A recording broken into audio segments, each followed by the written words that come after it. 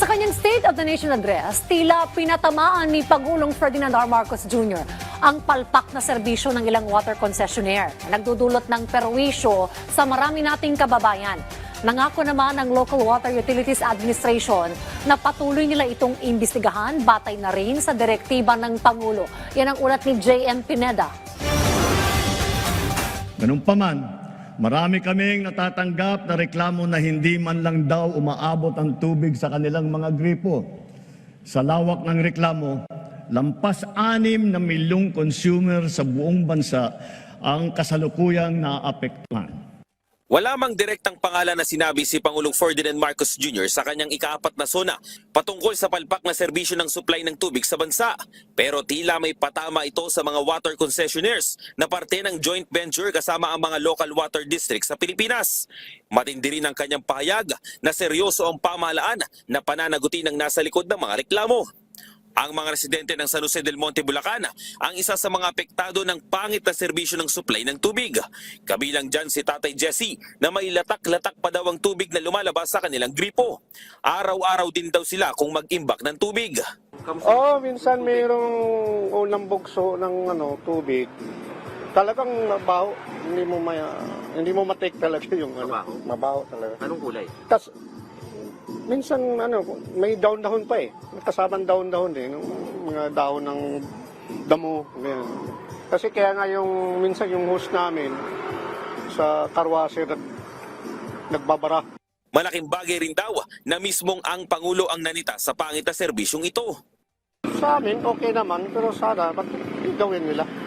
Yun lang, action lang ang kailangan. Sana, kung maayos nila yung sistema, kung pagpatuloy nila, kung hindi, palitan na lang nila, kung hindi, tigil na lang nila, mag-change na lang, cancel na lang nila yung contract. Bukod sa mga residente, damay din ang ilang mga pampublikong eskwelahan sa lungsod na tanging sa umaga lang daw nagkakaroon ng tulo ang gripo. Kaya may isang malaking galon na silang pinag-iipunan ng tubig.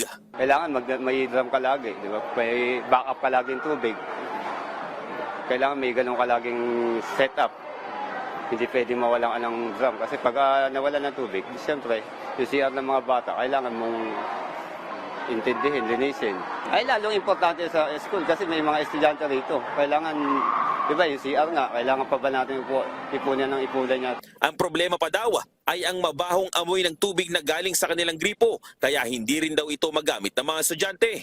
Pero sa ibang mga gripo po kasi namin, may mga amoy po talaga yung iba eh. May mga part na may amoy, yung iba naman po wala.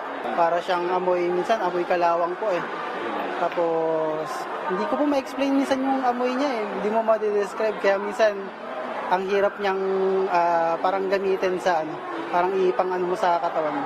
Patuloy naman umanong iniimbestigahan ng Local Water Utilities Administration o LUA ang mga dekada ng reklamo na ito base na rin sa direktiba ni Pangulong Marcos Jr. Pang-abuso, yung tagal lang.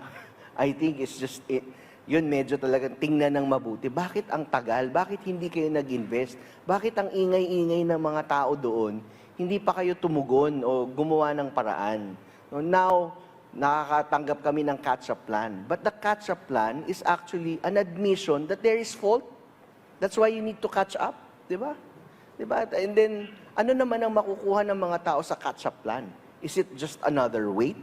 Diba? Ganun ba? Maghihintay na lang tayo? Kasabay niyan, ang pagtitiyak na gagalaw ang kanilang ahensya para matugunan at maisaayos ang palpak at problemang nabuo ng mga joint venture ng mga local water district.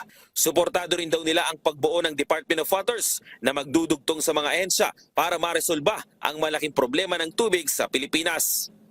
Hindi lang banta ang iniwanan ni Pangulong Marcos Jr. para sa pangit na serbisyo ng tubig sa ating bansa, kundi isang mainit na mensahe na walang lugar sa kanyang administrasyon ang palpak at walang kwentang pampublikong serbisyo para sa mga Pilipino.